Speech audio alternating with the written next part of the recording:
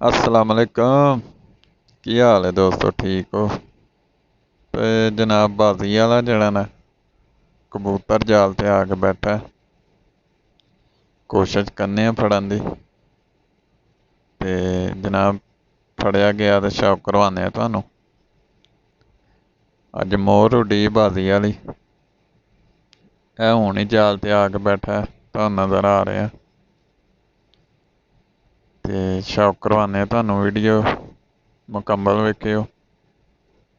चिड़ी मारी कबूतर बैठा आन के हुणे 2 दा टाइम है जी। ते कबूतर काफ़ी थकिया है ते कड़िक दे कोल करने इनू ते शौक करवाने तुहानू जे फड़ाउंदा ते।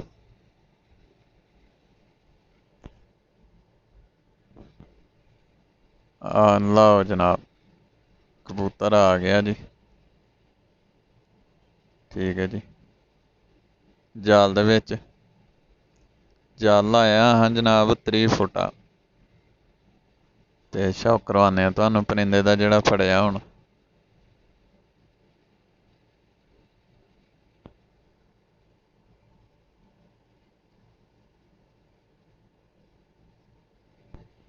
कबूतरबाजी सियालकोट।